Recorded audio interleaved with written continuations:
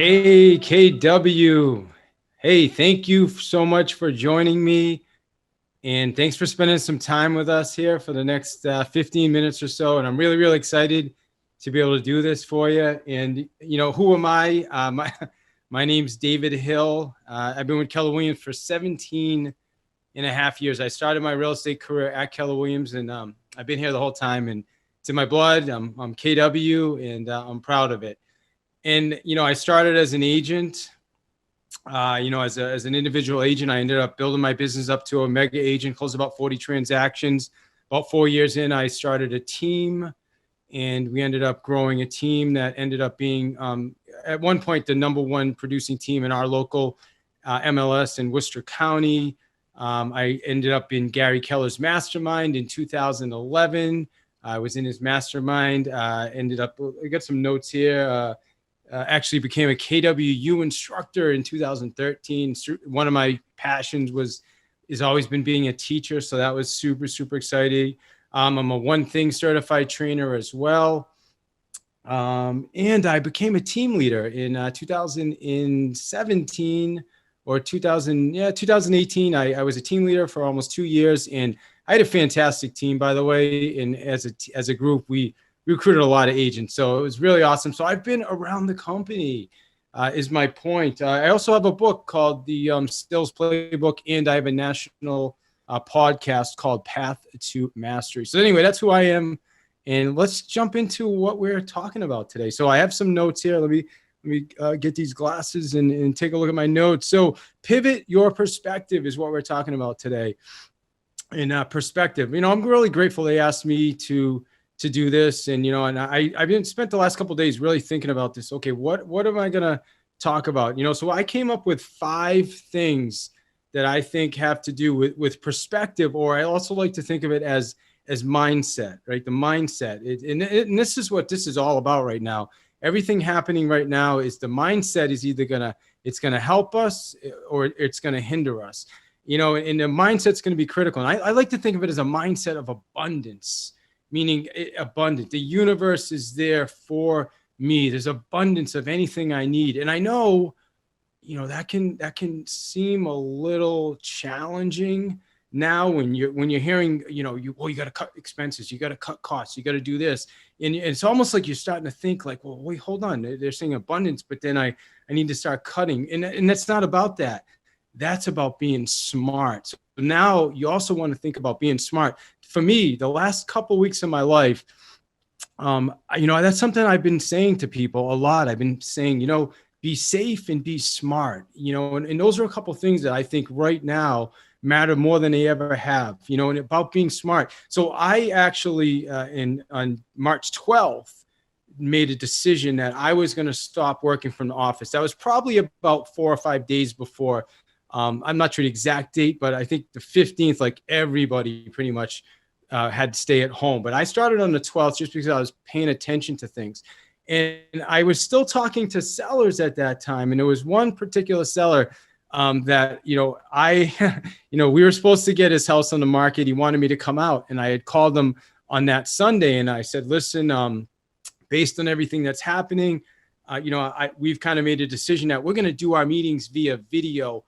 So we could do FaceTime, we could do Zoom or Facebook. So we ended up actually doing a Facebook meeting with the gentleman. We walked through his whole house, my wife and I, who's my business partner. We walked through the house, and we thought we had fun, and it was good. And then we sent him the contracts after, and he ended up, we waited a day, we didn't get anything back. We called the next day, no answer. So the next day I finally got him on the phone, and he said to me, he's like, he goes, I just don't really feel comfortable, that you guys actually didn't go in the house. I didn't really feel comfortable with the video tour. And I was like, oh, wow. Okay. Well, in my mind, I'm like, listen, I'm being safe. I'm being smart. I've got a family. I've got a wife. Health to me is number one. And he was like, well, I don't know if that works for us. And I said, okay, well, hey, you know what? If it doesn't work for you, I respect you. I respect your decision, and that's fine. And that was it. And we kind of let it go, right? I made a decision.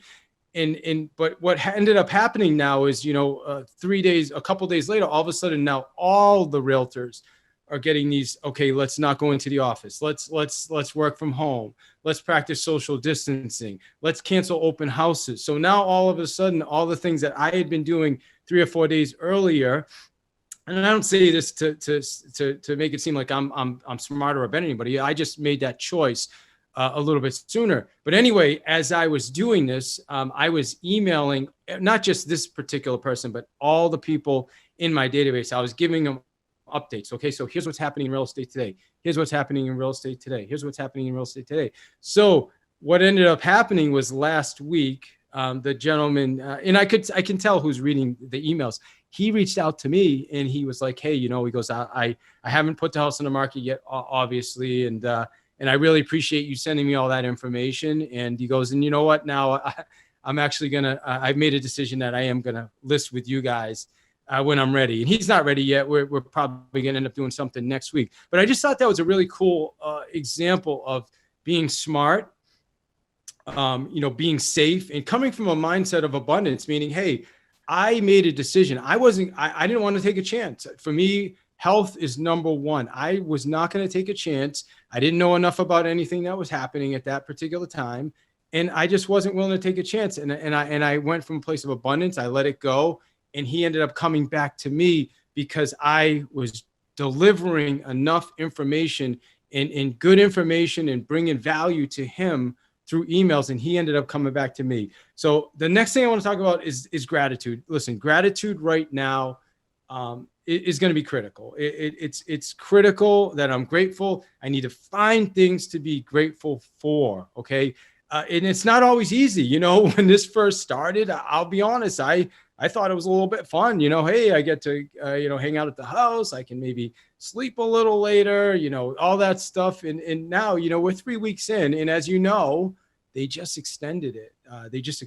To April. It's quite possible it'll get extended again. So we have to make some adjustments. So I need to look at things to be grateful for. Here's something I read recently. It talks about the Lord's Prayer. And in the Lord's Prayer, everybody knows the Lord's Prayer, but it says the Lord's Prayer, there's a part that says, give us our daily bread, right? And what they're saying is, they're not saying give us tomorrow's old bread or or yesterday's old bread, or give us tomorrow's bread. No, it says give us today our daily bread. And that is about focusing on today and right now and finding things to be grateful for, because there's a lot to be grateful for. At least for me, I can find a lot of things. I'm able to play Legos with my daughters. My daughters, we play Legos almost every night now. It's been amazing. We built this tall, it's like 6 stories because we had this massive box full of Legos.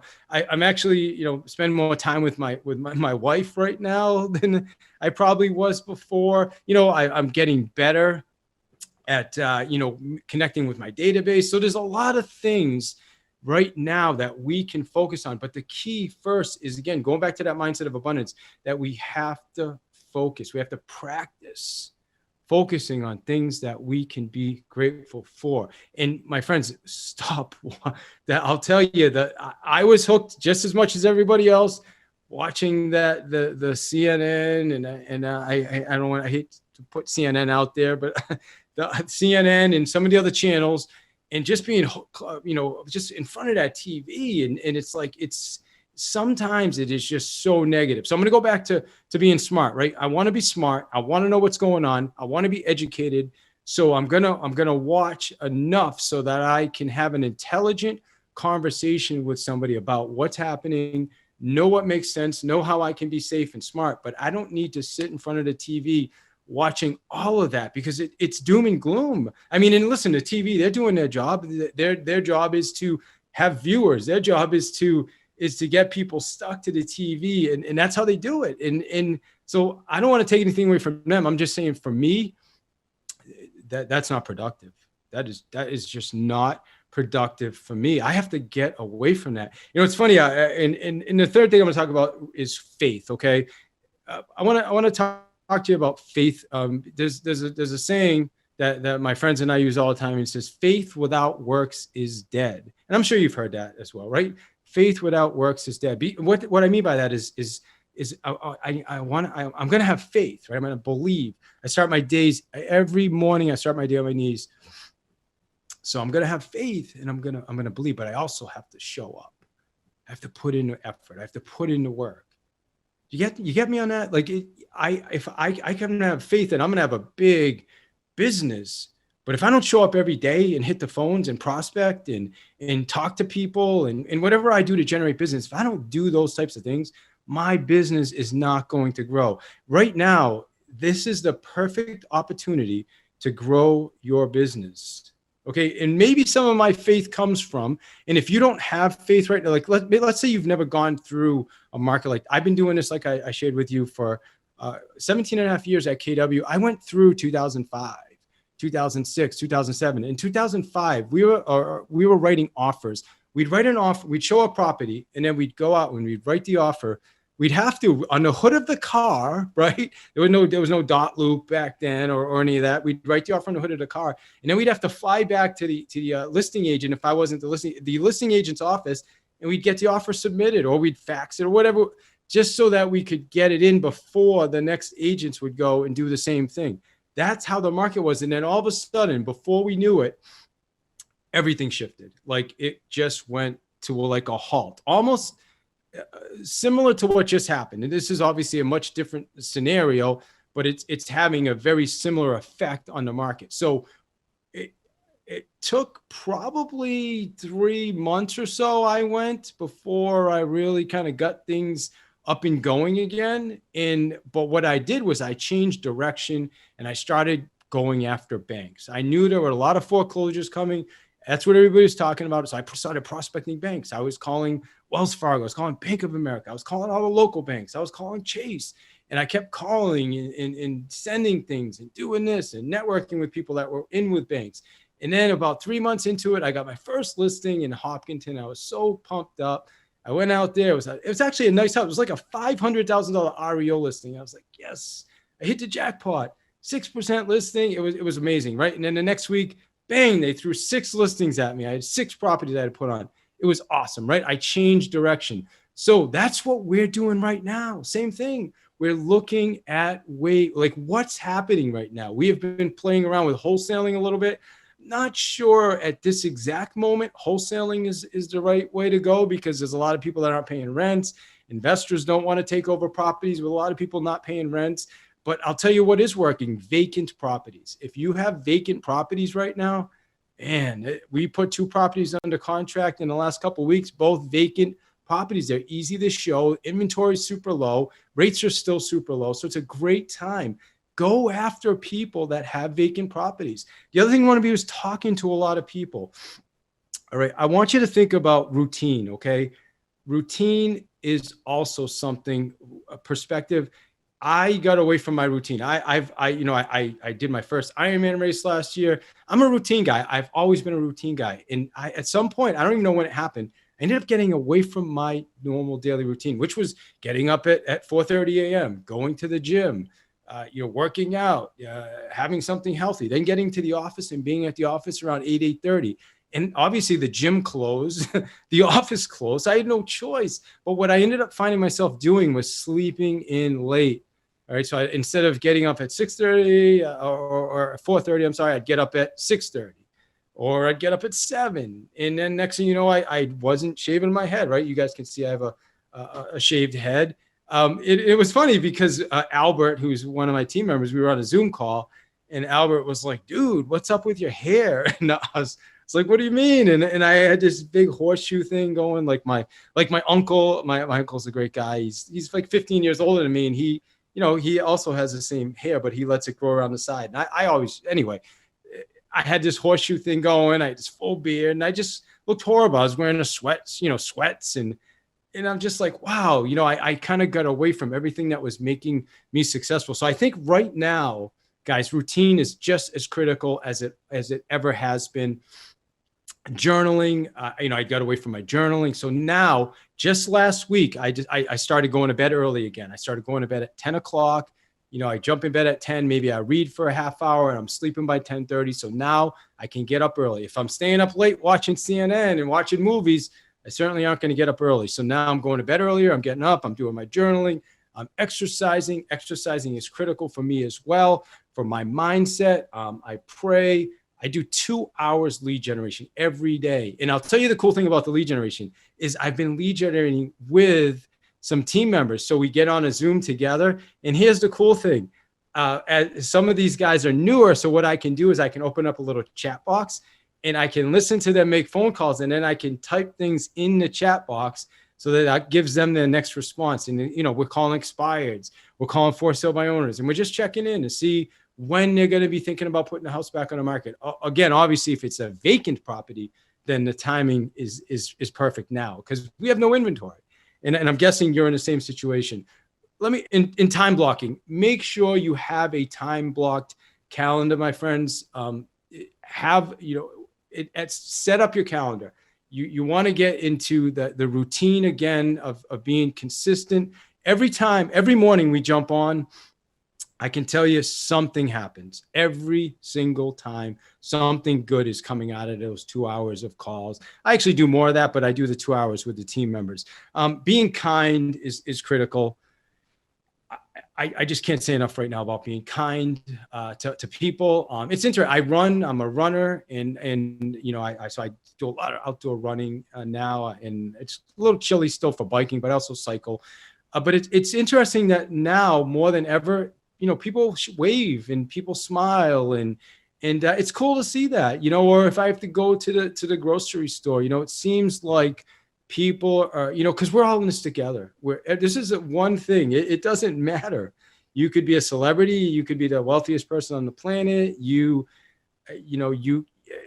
doesn't. We're all equal when it comes to this, and we're all in this together. And I think it's a great time for us to find empathy, to be kind to people, to be compassionate. And it seems like a lot of people, that's what's happening. And one of the things we're doing is we're calling everybody in our database. And this has been an amazing gift. I mean, I called somebody a couple of weeks ago. I haven't talked to him in 12 years. And his name's Bob. And listen, he's going to be listing a house with me too, which is so awesome. But listen, I hadn't talked to him in ages. And he was like, dude, where you been? I'm like, oh man, I'm so sorry. But the good thing is this whole coronavirus thing has given me an opportunity to go back into my database and start reconnecting with people. And how you doing, man? How's things? How you making out? How's the family? And it ended up turning into a conversation. And then he told me he's got a house he's thinking of selling once things calm down a little bit. And we're talking. As a matter of fact, we spoke today. It's just amazing having those conversations. And I'm not asking people for business. It's not about calling and asking for business. It's about calling, checking in on people, making a connection, and finding out if there's anything that they need from me. And then if I can help in any way, great. That's what these calls are about. But yet they're leading to business. So making these calls, sharing information with people. I'm just taking a quick look at my notes. Oh, don't ask. So it's funny. Somebody, I was sharing how I was making these calls, and somebody's like, well, what script are you using? If you need this, if what script are you using is your question, I think you're missing the point. That's my opinion. This is not about a script. This is about, there's no script. And I'm the scripts guy. Anybody that knows me, look me up on YouTube. I get all the FISBO scripts and the expire. There's no script in front of me on this. This is just a genuine, hey, listen, we're all in this together. I'm checking in on you. I want to see how you're doing. What can I do? Is there anything you need from me? And that's it. And I'm apologize. Like, listen, I apologize. I haven't called you in 12 years. Like that's it. Right. So just get out there and be genuine and care. So that's it. Those are the things that I wanted to share with you today, is be smart, number one, be grateful. Okay. Have faith, make sure you get back to the routine. If you've gotten away from your routine, it's okay. It's fine. It happens to all of us. But get back to it. Create a routine for yourself so that every day you have a routine going. And then be kind to people, right? Get into those relationships. Be kind. It's such a perfect opportunity for us to do that. I believe now that this whole thing, and unfortunately, it's going to have a huge impact, and a lot of people. It's going to impact everybody. I mean, if there's anything good that comes out of it, and I'm going to look for that, because for me, I want to focus on abundance and being grateful. But I'd say that it's going to make us all stronger, and it's going to make us resilient and hopefully kinder and empathetic, because frankly, there wasn't a ton of that happening. Everybody was rushing and impatient. And so I think if there's any good that comes out of it, it's going to be that. I want to share a book recommendation with you. It's from Dale Carnegie, and it's called How to Stop Worrying and Start Living. It's a fantastic book. I read it, I don't know, 15 years ago, or maybe longer than that. I read it again, and now I just downloaded it and I'm reading it again on my Apple tablet.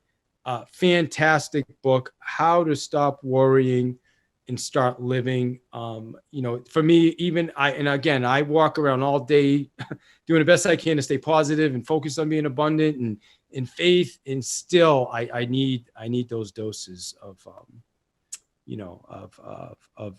just that, the books, everything around me. So that's what it's all about. Well, listen, I just want to say, hey, I appreciate all you guys spending some time with me. I hope these things helped, for you to pivot your perspective, because this is going to be over before we know it. And life is going to be back to somewhat normal. And hopefully, like I said, we all grow, we all become kinder and generous and abundant and grateful people through this. So, hey, I just want to say thank you for your time, and be smart and be safe.